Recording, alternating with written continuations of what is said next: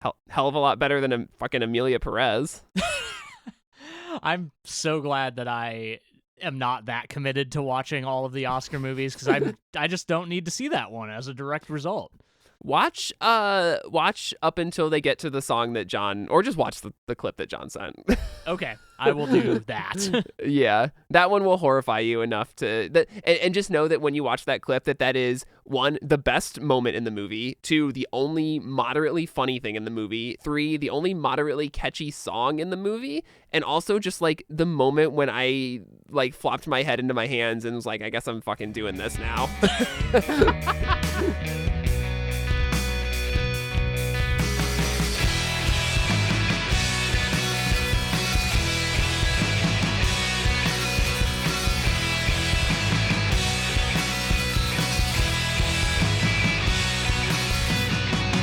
Welcome to Noise Floor, a podcast about music through the lens of our favorite artist discographies. I'm Troy Sennett. And I'm Matt Kistler. And today we're talking about Paramore's 5th album, After Laughter. This album came out on May 12th, 2017.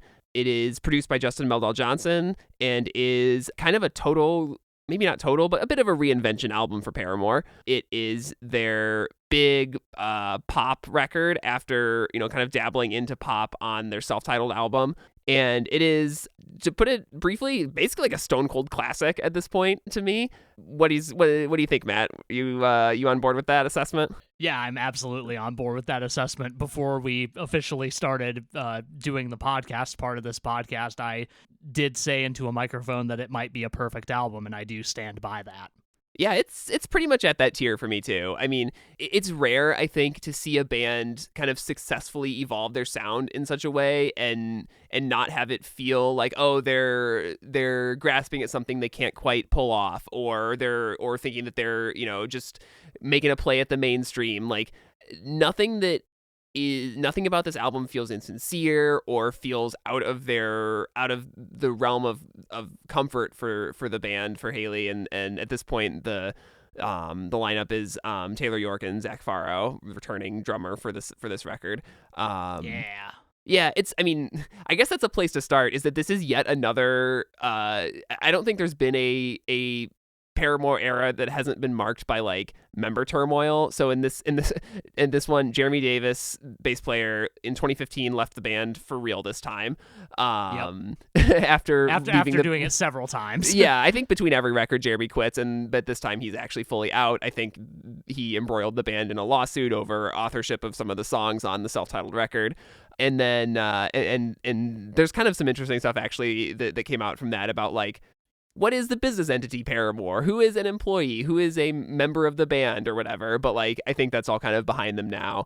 And then they're, even previous to the self-titled record, Josh and Zach Farro had left the band. And at this point in 2016, they invite Zach back to drum on this record. And it sounded like, I think like about a month into recording the album, they just asked him to be in the band full time again.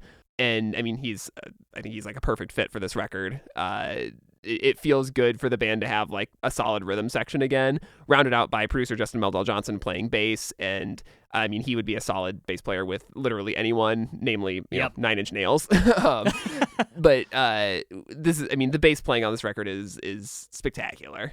Yeah, it really is. I mean, all of the playing on this record is spectacular. Like this record has, I know I said this about the self-titled album, but in many ways I mean this in the same way for this one. This album has so much going on.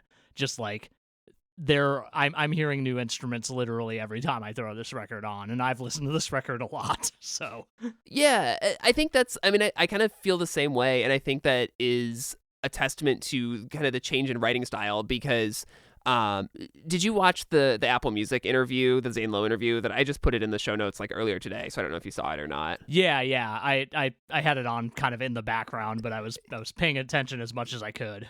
Yeah, there's a kind of a moment in there when Taylor is talking about after Josh left the band, and he became kind of the sort of de facto main songwriter along with Haley. He was talking about how he would try to write like Josh, and he would bring these songs that were like riffy, power chord heavy, that what he thought a Paramore song was supposed to sound like. And I mean, not that he hadn't been playing these Paramore songs for basically his entire life at this point, but like he had this idea of how Josh would write, and he tried to imitate it, and he said it just all sucked. And then he would mess around with these like marimba ideas or whatever, and that's what became Ain't It Fun. And I think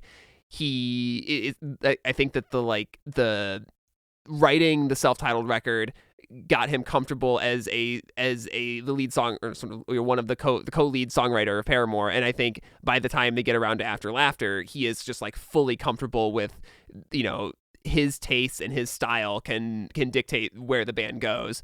And I think that you hear that just all over this album. And the thing that I noticed, like in basically every one of these songs, is there aren't walls of guitars.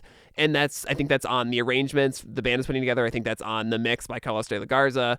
I think there is so much space in this album for interesting percussion and keyboards, and the guitars to just do like these cool little noodly licks, or these like kind of spiky staccato hits or whatever. Like they're doing stuff that Talking Heads would do, that Devo would do, that these like 80s bands that weren't like the most in vogue at this moment would do. And I think that it wouldn't surprise me if there's like a direct line from this record to a kind of revival of interest in the Talking Heads.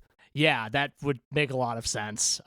Yeah, like you were saying, like I feel like there is a lot less guitar on this album than there has been on previous ones, but like it is deployed so smartly and in such interesting ways that it like I remember listening to Taylor talking about kind of having to become the de facto person leading the instrumental songwriting, at least, and talking about how was trying to write songs like Josh and I think back to like the Singles Club stuff that like definitely sounded like it was them trying to kind of just stay the pace. And then we had a couple more interesting tracks come out of that kind of led into what we heard on Self-Titled, and then ultimately culminating in what we're hearing here, which is like kind of an ultimate version of everything that they were doing differently on that record. But yeah, I also would not be very surprised if people listening to this, like their parents walked by and they were like, "You listen to the Talking Heads in there? That's a different voice. Oh, you haven't heard of the Talking Heads? Oh, you should listen to the Talking Heads." Yeah, I think that's it's like but the other thing that's kind of amazing about this record is it is clearly indebted to those influences, but it doesn't sound like dated, or it doesn't sound intentionally retro. And I don't know if that's on Haley's vocal performance more or what, or it's just that it's a really crisp, clear mix. I don't know what it is. But I don't ever hear this record and think like, oh, they were trying to make a Talking Heads record from the 80s. It's more just like, oh, their influences are right there, but this is the modern version of what that kind of pop music can sound like. Right, yeah. And I feel like that's kind of been it feels like it's been a hallmark of like kind of what Paramore does over the course of their entire career, is that like they definitely like wear their influences on their sleeve, but they always have something fresh to bring to it. And I feel like that is very like fully realized here. Like we've talked in the past kind of about how like we hear direct influence from like bands like Thrice, bands like Jimmy Eat World, and like those were maybe a little more obvious in ways, but like still felt like they had a spin on it, and this is definitely like an extension of that, I'd say. Yeah, and I think some of it comes with age too. Like this is Totally. This is now a band that's in their mid to late 20s. It's a band, I guess more mid 20s at this point. But I think it's the kind of running theme is like, oh my God, they were so young, and now it's like, okay, I remember I was this age. I mean, of course, I was all these ages once, but like I have a better sense of like what I was in my mid 20s than how I felt as a 15-year-old now, and like I feel like thematically this record is a little more relatable to me now, or me in my mid 20s, than where the other records feel like very teenage albums. Like, and even though this is like not the album that's explicitly about growth or new perspectives or whatever, I think it is the first like truly grown up Paramore album, if that makes sense. Not to like infantilize their other albums, but I think this is an album about depression. It's an album about how to live with people disappointing you, and how to like move around in a world when that maybe wants you to be more positive than you are capable of being. it does the bright sunny music to sad lyrics contrast like, better than maybe any album has ever done it. At least I think so. Yeah, no, I would definitely agree with that. And during that interview, I know it was kind of brought up like, hey, Haley, have you always kind of felt this way? Have you always like been dealing with anxiety, depression? And she was like, 3 years ago, no, not at all. Within the last 3 years, absolutely. Which like having that sudden turn kind of hit you as an adult at the same time that you're like going into like the broader themes of the album. Haley kind of mentioned that like, yeah, like you can kind of run on your teenage energy as long as you want, but like it does eventually hit that like you're an adult now and you have to deal with adult shit.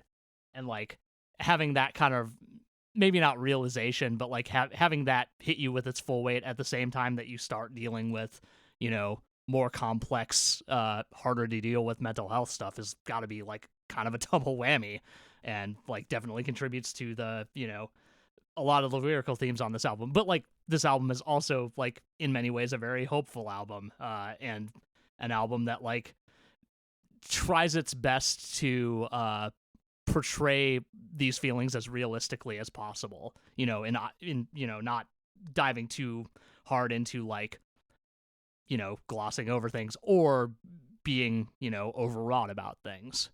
Which, yeah. It's not like a dour album, but it's an honest album. Yeah, absolutely. Yeah, it is. I mean, just to do a brief, biographical moment. I mean, this record is less about Haley's split with Chad Gilbert than I thought that it was going to be from what I remember. I think that's really the solo records that are like explicitly about that. They don't even really like announce publicly that they're splitting up until after this album is out. Although, I mean, obviously a lot of these songs are about, a relationship that is kind of on the rocks. So I think that was less of a central theme than I realized than I remembered it being. And what is unsurprisingly more of a central theme is like this is just like another album that's about the state of the band in many ways, which is like it's kind of funny. You don't think of like you can only write so many songs about like your band or like being in a band or whatever, but like so much of Paramore's like essence has been Haley writing about these at one point like kind of trivial high school drama conflicts within the band, and then much more serious like our entire livelihoods are at stake sort of conflicts, and it's kind of interesting to look at each of these records as just like a check-in on the state of the band. Yeah. And this is like the first one where, I mean, everyone has kind of seemed like there's maybe we've got kind of figured out the band song on it, or at least the last couple have, particularly Looking Up on Brand New Eyes, which Haley talks about in the interview as like kind of a direct line to some of the songs about the band on this record, Grudges for one, and then Fast in My Car and a couple others on the self-titled.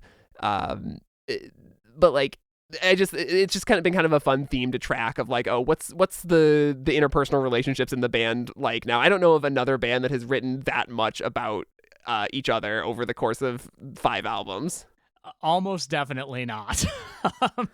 That's a lot, and I don't think most bands could pull it off the way that Paramore does. Yeah, it doesn't feel like retreading ground. It maybe just because so much has happened, and so there's always something new to write about. Yeah, right. I don't want to belabor this too much because we will talk about the actual song at some point, but I did find it so funny in that interview that Zach was very like involved in the writing of Grudges, like came up with the initial idea that led to the writing of the song, and gets asked, so did you know what the song was about when you like kind of first heard it? And he was like, oh no, I had no idea. Yeah, he seems maybe like one of the kind of person who doesn't pay that much attention to the lyrics, I think, is the impression I get about him. Yeah, no, he seems like I would love to hang out with Zach Farrow, I think. It's so funny in that interview when he's just like, he says damn and then is like, sorry mom, like dude, you're like 24. and then he's like, just kidding, my mom says damn. Yeah. It's like, okay bud. Or that he was scrolling on Instagram while Taylor was like having a Kramer moment of just like intense focus, and then like just suddenly like jolting up in the chair. Yeah, no, it's a good interview. Like I think it's genuinely worth watching for anyone interested in this record. But yeah, we should get into the album. Yeah, let's do it. So this starts off with the track 1 lead single "Hard Times," which is just like a monumental pop song to me. It's not like they were hiding their pop tendencies before, but they're just like on full display here, and it is a lot of cool production stuff going on in this one. It's a great opener. What do you think of it? So on the Brand New Eyes episode, I stumbled over calling "Careful" the best opener so far because I had this song in mind, and I had to like contend with the fact that I didn't want to give away our hand too early. Hard Times is the best Paramore opener, I think, period. Like this song rules so much. Like obviously as a percussionist I am biased towards anything that leads this hard with mallet percussion, but like it's such an immaculately like put together pop song, and like, you know, it's got all that mallet percussion. It's got these like cool like synth phrases that kind of like escalate in intensity that like introduce different parts of the song. And it's a song about depression. What's not to love? Yeah, I mean, you basically nailed it. Like it's the I said this about the whole album, but this song specifically is kind of the ideal of the like happy song, sad lyrics contrast. I do like Justin Meldal Johnson is such a level up as a bass player from Jeremy, even though Jeremy does quite well on the self-titled. But like I can just imagine, you know, Justin Meldal Johnson sitting in the studio while they're making self-titled, and it's just like, you know, if they ever need me, like I could step in and I could nail this. I wonder if there was ever anyone else they considered other than him to play bass on this record. I don't know, but I kind of doubt it. I mean, if you have access to him, why would he not be your first choice? Right. It would make total sense. Also, very relevant to today as we're recording this, Justin also produced the upcoming Death Heaven album, which I'm very excited about. He also did their last one, right? I think he did Infinite Granite too. Yeah. Okay. It's very interesting given how this single sounds, because it's very much a return to doing the black metal thing, as opposed to the shoegaze thing. I haven't listened yet. I am in the middle of a Death Heaven discography run, which I'm sure you can see from my posts on Factory FM. Yes. And I have never heard anything beyond New Bermuda before. So I've got 2 Death Heaven albums that I've never heard before to listen to in the next couple days, plus a new single. So I'm excited to hear what Meldal Johnson does with them as a producer. I'm very excited to see what you think. I need to re-listen to Infinite Granite because I don't think I've listened to that one since it came out. I did like it. It just, you know, it wasn't what I go to Death Heaven for. So okay. Did you anyway. watch the music video for Hard Times? I did not on this round, but I have seen it before. They're just doing their best Devo. It's a very fun music video. It's great. It's so good. Yeah. All right. Anything else on Hard Times? I feel like we covered that. Oh, Daft Punk vocal effect at the end is very Daft fun. Punk vocal effect. I feel like the kind of vocal affectations on the song in general are really good. Like the and I gotta get to rock bottom, and then the at the end. Like that's so good. That's so good. I'm gonna talk a lot more about certain vocal affects on, not effects but affects on this album, because it's full of them and I really love all of them. For sure. Next up is Rose Colored Boy, a song about how like overly optimistic, happy people can wear on you. I've talked a little bit on some of our previous episodes about how I like consider myself generally a bit of an optimist, generally a kind of upbeat person, or at least I try to be. This song is one of those ones that when I first heard it, I was like, oh, someone wrote a song about me, and it's not a good one. This song literally made me like rethink a lot of things about like my like how I present myself. Not a lot of songs I can say that about. Like I feel like I never was like a toxic positivity type person, but like if I strayed into that at all, like this is a song that made me like that made me think more about that.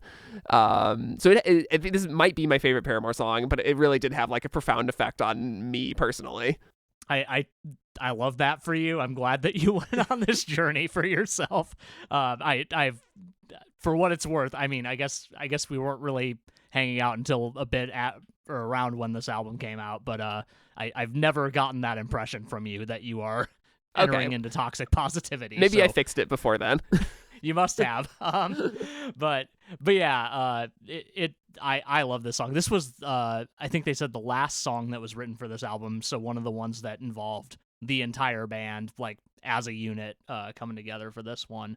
And yeah, it really makes for a real standout song here. Like every song on this album has been stuck in my head at some point or another over the last couple of weeks, but like this one keeps coming back. It's just it's so jaunty, and like in a weird way, like that feels incredibly fitting on this song. This and obviously Fake Happy, which we'll get to. I feel like the maybe not overly like pushing it into fun happy time music happens, but like yeah, I feel like it really lends something here to have it be so catchy. Yeah, Zane Lowe called this their big pop statement. Even he said even more so than Hard Times, which I don't know if I agree with, but I think as a 1-2 punch at the beginning of this album, they really do like usher in this true pop era of Paramore. Yeah, it's so interesting to me that like after, not vibing very much with the self-titled back when it came out, that like I heard these two songs and I was like, I'm in. We're so back. Yeah. I don't know what we were back from, because this was even more of a pop album than the last one. And I've discovered over time that the answer is that I fell in love with Carly Rae Jepsen's emotion between the self-titled and this album, and therefore I think I was prepped for it. Yeah. That might actually be the singular point at which everything changed for me, which is a weird thing to realize. Yeah, I think that's a good point though about like how the this is an album that feels like it kind of rose to meet a moment when the kind of I guess kind of the female pop icon was ascendant again in culture. And I think Haley gets kind of a taste of that after Ain't It Fun is such a big hit, and then is like uncomfortable with it, which we'll get to, talking about idol worship. Right. But I think you're right to point out that it does kind of dovetail with Carly Rae Jepsen being a sensation, with Taylor Swift being, reaching another level of sensation. I think that's a essential part of the narrative around this album. Yeah. But yeah, like this, the hook in this song that opens it, the low key, no pressure, just hang with me in my weather. It's like that melody is just so infectious, and like it's one of those melodies that's easy enough to sing along to, but so distinct that like it'll get caught in your head for days at a time. Yeah, if I remember right, they closed with this at Riot Fest. I think you might be right. I'm going to look this up right now because I'm 99% sure they did. Yes, they did. And I remember Katie and I were just like, what are they going to close with? We were like, I think we were thinking they would do, I don't know what we were guessing they would do, but I was elated that this is what they closed with, because I really didn't expect it. Yeah, it's an incredible song. It's so interesting to me that it's like not their like top song of all time amongst, I mean, probably amongst fans, it's like very up there, but like I don't see it at the top of the DSP charts ever. Yeah. But I guess it has to beat Ain't It Fun and Decode, so Did you listen to the alternate mix that they released? Yeah. Can you tell any differences? Yeah, sort of. I think the biggest thing that I noticed is a lot of the synths are kind of pushed out a little more to the front. Yeah, just but a like little bit. Beyond that, it doesn't change the feel of the song too much. Yeah, I was actually surprised that they released that version of it and called it something different, because it is truly like a subtle difference in the mix, I think.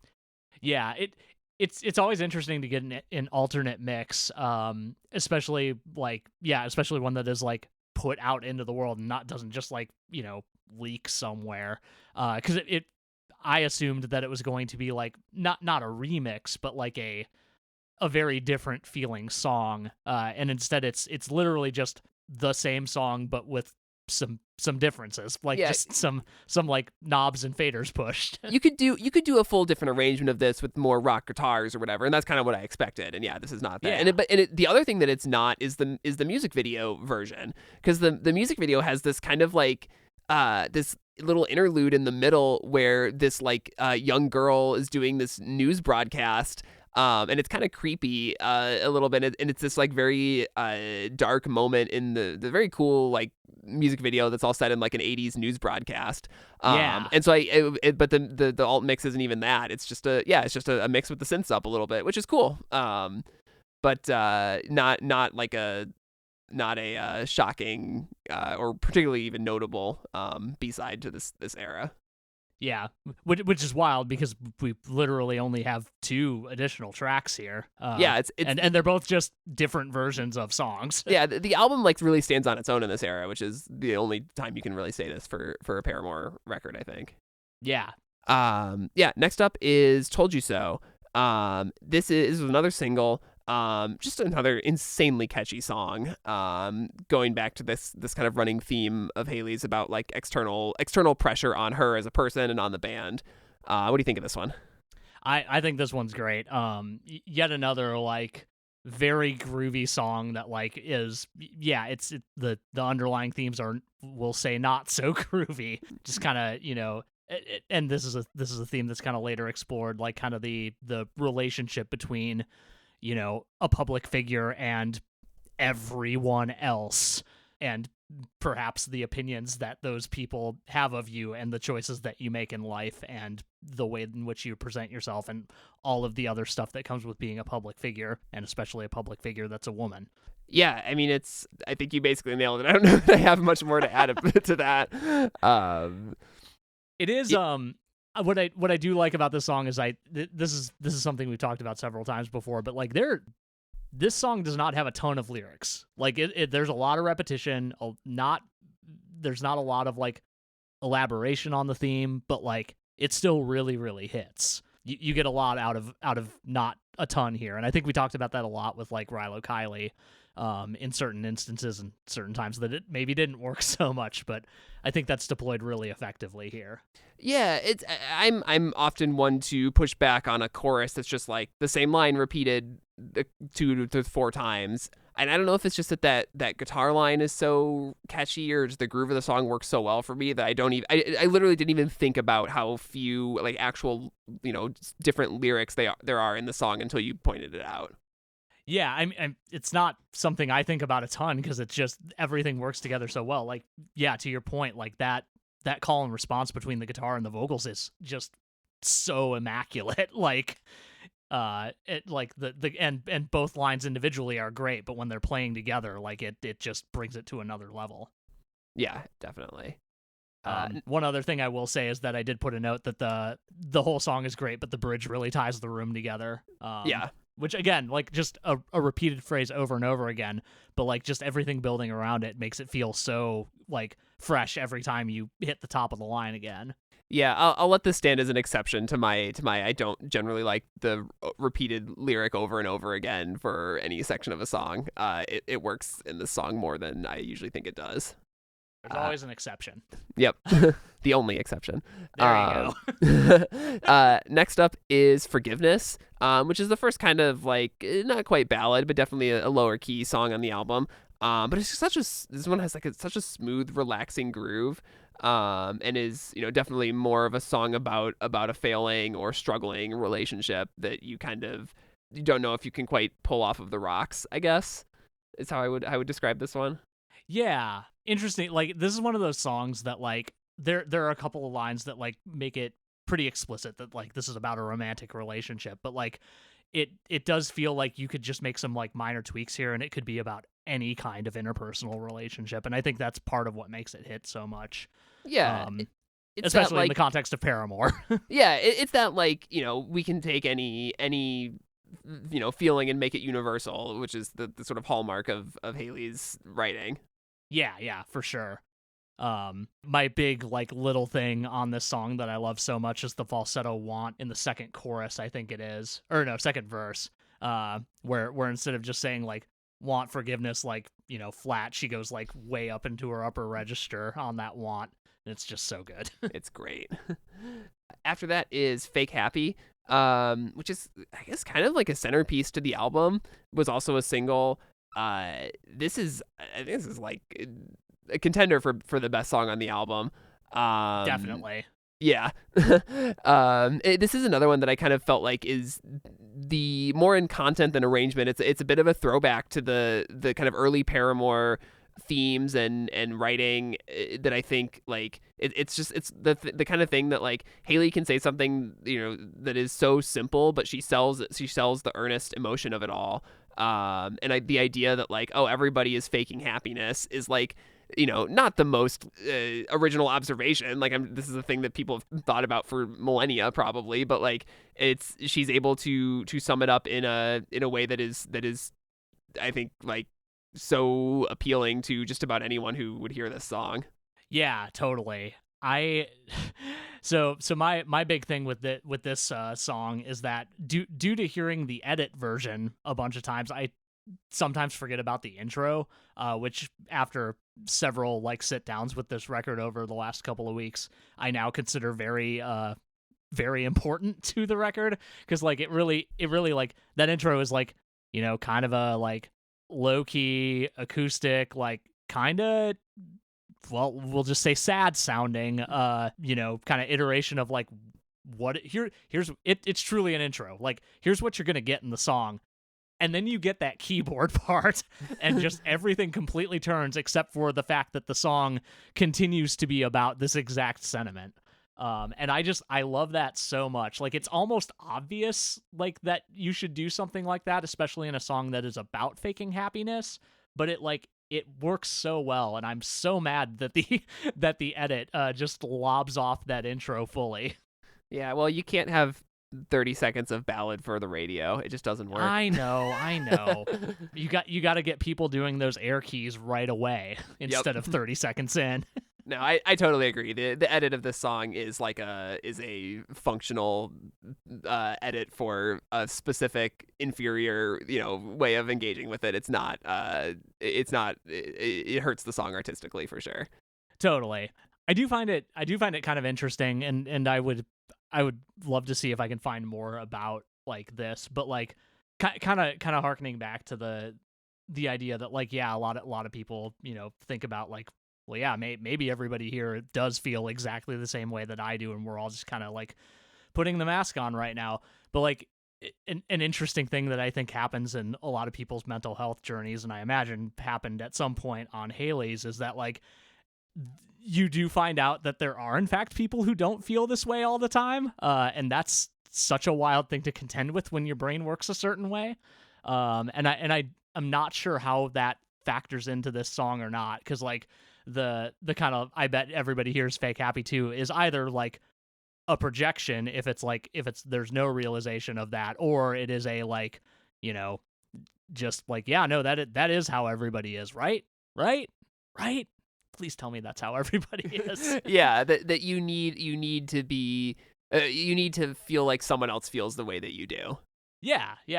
And boy howdy, does this song help me feel that way. Yeah.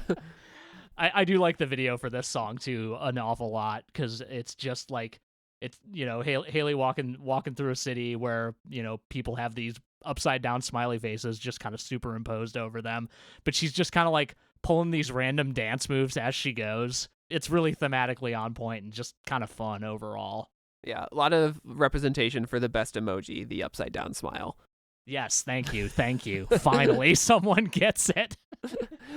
All right. Next up is 26, which is the actual kind of ballad of the album. It's a song that's based around an acoustic guitar line with some orchestral elements in it that sound really nice.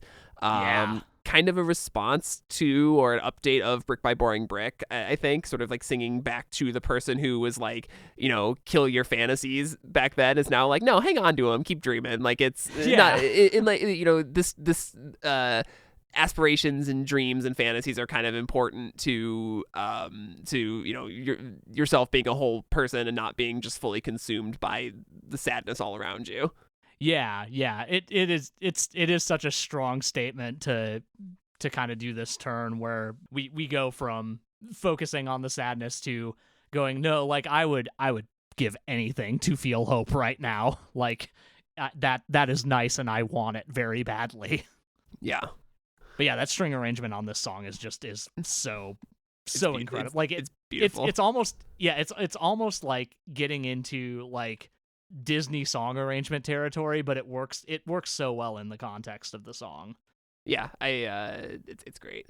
The story from the interview about Zach not hearing the song until it was done because he wasn't playing on it, and then be like, "Wait, you didn't show me this one? It's so good." It's very funny. Right? Yeah. I'd be offended too, personally. Yeah. All right. Then after that, we get into the back half of the album with Pool. This is one that my note that I have for this is that this just feels like a Michelle Branch song. Like that chorus has such an early 2000s, like, I don't know, just pop feel to it that I loved that era of pop music. And it was like what was playing on the radio when I was getting really into music. And so, yeah, this one just feels very, very familiar and comfortable to me. I don't know, it's a bit of a complicated love song, I guess. Definitely in line with the rest of the record, and that there's a darkness hiding under the pop sheen. Yeah, I like the song a lot, and I hadn't contextualized the way the chorus sounds like that, but that makes so much, like, things have clicked into place all of a sudden, because it feels so, like, familiar in a lot of ways, and that is exactly what it is. Yeah, I don't like. I saw kind of the genius note about this being like a dark love song, and I'm like, this feels. Yeah, I think your assessment of it being a complicated love song is a lot more on point than that, because like this is a person who's like approaching something that they know has not been approaching a relationship that they know has not been good to them in the past, and like hoping that things have improved, but maybe kind of knows going in that maybe nothing has changed at all, or if it has maybe changed for the worse. But yeah, but my one other like big note is that intro is so cool. I love those like weird like kind of affected mallet percussion bits that like the drums kind of settle into as we come in. Yeah, it's a thing they do a lot on this record, and it's great every single time. Mm-hmm. All right, after that is Grudges. We talked a little bit about this song already, but it is a song that is explicitly about Zach's return to the band, about like putting your grudges behind you, and it's like a genuinely happy, light moment in this album, I think. And it is, I think, when you get into the back half like this, like having a respite from the depression, even if it is like even if it is, it's a poppy record, but like having a moment that is emotionally like a high at this point in the album, I think really makes the back half of the album work. Also, song is so much fun. This song is so much fun. Yeah, it's very cool that we've already touched on this, but just like saying it explicitly, like it's very cool that this was a song that was like largely originally conceived by Zach, and then like kind of became about his return to the band. And in the interview, like Haley was talking about how like wonderful it was to like genuinely be friends again, like, which is the thing she realized at, I think it was that Beach Boys show that they had all collectively gone to, or at least she and Zach were both at, or maybe it was a different show. I maybe am conflating two different parts of that interview, but yeah, even the way that the word grudges is sung is like fun and happy, and I love that for everybody. Yeah. I don't know if I have a ton more to say about this song, but it is, it's a great, like, second half of the album deep cut. Can't see it as a single, but I bet it is a ton of fun live if they play it live much. Yeah, I've definitely never seen this song played live, but I would love to. My only other note was that the drum break going into the second chorus is nuts, and I love it. Yes. All right, after that is Caught in the Middle, which was, I think, the last single on this album. I remember it being like a moderately big hit. Nothing really like charted from this album, surprisingly, that I could see. Weird. But this song is a jam. Some great guitar playing. And just one of those choruses that will be, stuck in my head on and off for years. Yeah, and boy howdy, like coming off of the kind of happier moment of Grudges, we really go for it on the first verse of this one. Just and for those who are unfamiliar, one, you should have listened to this album before you listen to this episode, but two, the first 4 lines are, I can't think of getting old, it only makes me want to die, and I can't think of who I was, because it just makes me want to cry. Real gut punch there.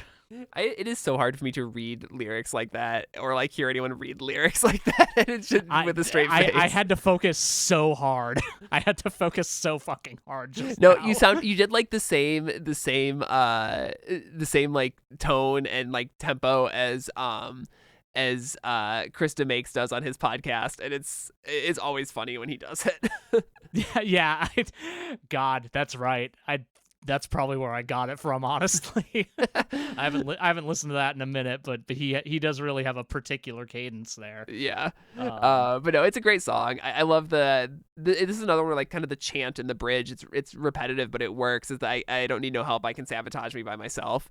It's by the end of that, like I'm always like bobbing along with it. Yeah, I wrote down that sounds kind of like I put a reverse mantra. I'm not quite sure what I meant by that, except to say that like a mantra but bad. Yeah. and like that is helped by the fact that there is this like kind of droning synth in the background. So I'm sticking to it. But I had a thought where I was like, wouldn't it be interesting if this song just ended after the bridge? And the answer is, yeah, it could be interesting, but I like that we get a chorus again, and then we get that kind of like that bit towards the end where, you know, we just have it sound like Haley kind of stepped away from the mic. Yeah, I don't know. I just was like, that could have been fun, but it's I don't know that it would have gained anything by doing that. Yeah, I think you need the chorus at the end again. It's just Yeah. too good. It's too good of a chorus to leave on a Menzinger's song structure where you just end with the bridge. Right, yeah, totally. After that is Idol Worship. This song has like an absolutely unhinged vocal performance, and I mean that is the highest compliment.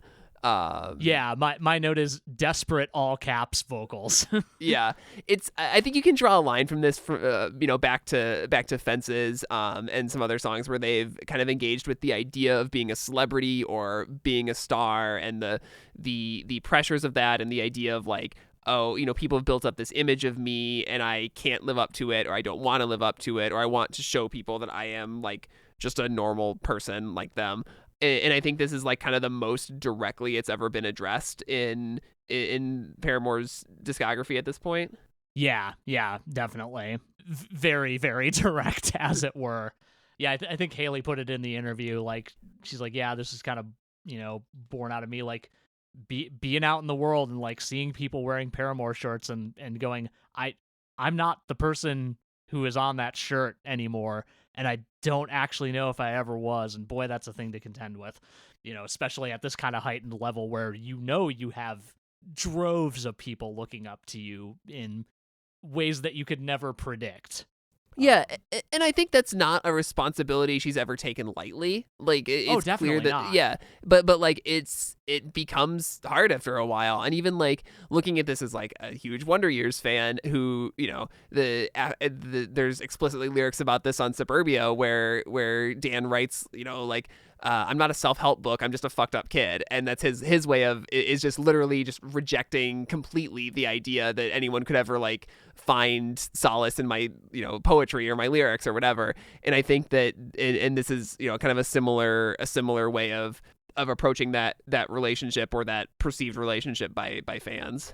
Yeah, I arrived at the Touche Amore song where Jeremy sings something along the lines of, I'm not the golden boy, so don't shine me on.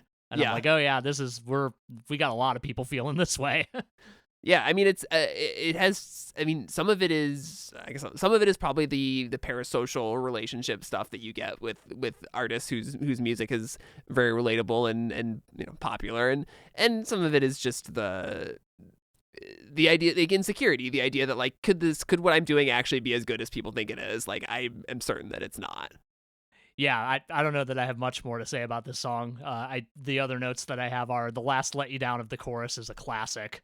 An all-time classic, if you will. And then also at some points this song sounds like I'm feeling this. It sounds the way a panic attack feels, but I mean that as a compliment. Yeah, I don't know if I that's definitely not the vibe that I got from it. I mean, kind of in the verses, I guess. Yeah, not I don't think I mean that in the way that I would normally mean it, because I definitely would describe a lot of other more frantic songs that way, but it's just I think it's just mostly the points where we get the like really like yelped vocals more so than anything. Yeah, in the verses. Yeah. After that is, I think, kind of the not the marquee song of this album, but sort of the anti-marquee song of this album, the really it's a weird wild one, guys. Yeah, so this is No Friend, kind of the most high concept Paramore song, a song that Haley does not sing on. Instead, they get Aaron Weiss of Me Without You to basically just narrate the history of the band in his sort of spoken, illusion heavy, very wordy style. I'm sure this was like a dream come true for the Paramore who grew up like idolizing Me Without You. Yeah. And this song is the last thing that I expected Paramore to do. And it is, I don't know if it's I don't know if I'd say it's one of my favorite Paramore songs, but it is maybe the one that I respect the most, just in that it's this audacious choice that they put on their poppiest record, this almost like impenetrable anti-pop song. Love everything about this song. Yeah, I especially love that it is like it could have just been the back half of Idol Worship, and Idol Worship could have been a very long song. Yeah, they're one and two. You know, they're paired. Yeah, that transition is seamless out of Idol Worship, but the fact that it is its own song, I think, is a statement unto itself. Like you said, like it is the least Paramore song on the album, but like at the same time, it's like maybe the most Paramore thing possible. Like just knowing their relationship to Me Without You, and the fact that they've probably always kind of wanted to do something like this. I think it's so beautiful that like one, like the way the song was written is like they just by and large sat in a room and played this. And then Aaron came in and worked some magic with like the band's history and also, you know, bits of the band's lyrics over time. And it's just like it's so cool. This is yeah, like maybe not like my favorite Paramore song by any means, but like probably my favorite Paramore move by all means rather. Yeah, I mean, every band should have a moment where they try something this out there. Yeah. I did find it funny in the interview that Zane Lowe was like, so is that you, like referring to Taylor? And he was like, oh no, that's yeah, that was very funny. I wonder what Zane Lowe right. would make of a Me Without You album. God, I would love to know. I bet he'd feel good about it. Hopefully. I mean, everyone should feel good about it. Yeah, everyone should. One of the best bands. A band we will talk about on this show at some point, I promise. Almost assuredly. Maybe not in the next few months. Right, yeah. We'll save it for a time when we are both physically and mentally capable of contending with Aaron Weiss lyrics. Yeah. But yeah, this is No Friend is really a great moment on this album. Yeah. And then after that we get to the closing track, Tell Me How, which is kind of a piano-driven ballad. It's low-key for a closer. I think they've typically gone kind of bigger with the closing tracks, but this one is a quiet moment. Allegedly, I guess, a song about Jeremy Davis leaving the band and where that friendship has landed. I don't know. It's a very uncertain closer for an album that is, you know, kind of uncertain about Haley being uncertain about her own future. I think it's a fitting end to the album. Yeah, I definitely think so. I wrote down that this feels kind of like the platonic companion to Pool. Like you're kind of trying to dip your toe back into this relationship that like has been bad in the past, but like entering it with maybe a little bit more optimism. But also this kind of like this understanding that like, you know, this person has not been in your life for a minute. And like all you can do is like reapproach and like kind of see how it goes. Like that's how I read the like kind of tell me how to feel about you now that repeats, you know, over the chorus. Yeah, I just think it's I think it's maybe less about the possibility of reconnecting than like I think connecting to Pool makes sense. But with Pool, I see the like, oh, I could dive back into this relationship even though it's bad for me. And this is sort of the opposite of like, it would be good if we could make this friendship or relationship work again, but I know that we can't be for whatever reason. And I think there's that like inevitability to it. But then at the same time, it ends with this note of like, I see you, I know you see me dancing wildly in the fog of your memory. This idea that like the memories, the times you had with that person are still there under the surface somewhere, even if you're full of negative feelings about them now. And I think it's a song about that kind of confusion and messiness. Yeah, yeah. And to that end, I really love that like little spoken word bit at the end. Yeah. Yeah, I think this song works really well as a closer, kind of despite going against the norm of what Paramore has done up to this point. I think it works super well. Yeah, I don't know how you'd end this album on like a big song. I think it's dialing it down into like a very internal quiet moment is the only way that this album can go. Yeah. My one other thing about this song is that the ride cymbal is very good. I like how it sounds on this song, and I don't know why I plucked that out, but I was like, oh yeah, that's nice. No, yet again, good production, all in mix, all over this album. Mm-hmm. So like that's the album. There's really no B-sides. There's not much other like content around this era of Paramore. They put out the record, they toured, and just about everybody loved it. I mean, this album, as far as I know, got like rave reviews. I don't know a Paramore fan who hates this album. I don't know how you could. Yeah, that would be wild. Yeah, I don't know. I'm just impressed about how it's the most like live and human sounding and just affecting pop album that it could be. Yeah. It like, kind of having an hour-long interview where they just sit and talk about how this album came to be, I think is really helping me kind of understand why this album sounds the way that it does. Because like this feels, compared to self-titled at least, like so much more like like we were three people sitting in a room writing songs, and this is what came out the other end, and also we had a very good producer who also happens to be very good at bass. Yeah. I don't know, I love this album. This album brought me back on the Paramore train harder than I'd ever been on it before, and coming back to it now, I see why in even more like clarity. Yep, basically the same. Yeah, this one made me renewed my excitement about Paramore. Yeah, so that's the album. You want to do some random recommendations? Let's do them. Why don't you go first? What do you got? All right, I'm gonna recommend the band Slowly Slowly. I believe an Australian indie rock band. Let me confirm that as yes, they're an Australian power pop punk indie rock band.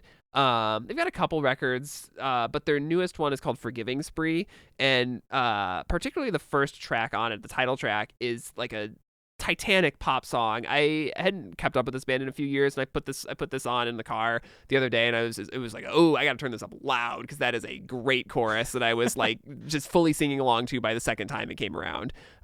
So big recommendation on that one if you're into power pop. I think if you like Paramore, you will like Slowly Slowly. This is on my short list of albums to listen to over the course of the next couple of days. In fact, it might be at the top, given that recommation. Yeah, now. I think you'll dig it. It's not like, I don't think it's like the best album. It's not going to be my album of the year or anything. But that first song will be in my favorites of the year for sure. Nice. Yeah. So mine is, I was gonna do a TV show, but I don't super feel like talking about that TV show right now. So I am instead going to recommend something that came across my desk a little while ago, and that is Joseph Shabason's album "Welcome to Hell." It is a like not quite experimental, but a like kind of blissed out weird ambient rescore of the 1996 skate video "Welcome to Hell," which was assembled from the team over at Toy Machine. Classic skate video. If you've never seen it, I'd highly recommend going and watching it. The original soundtrack was like, kind of like most other skate videos, like punk tracks, hip hop tracks, the like. But yeah, I guess Joseph, like, playing Tony Hawk and skateboarding and watching skate videos, much like a lot of other people like in our general age bracket, was a big part of his youth.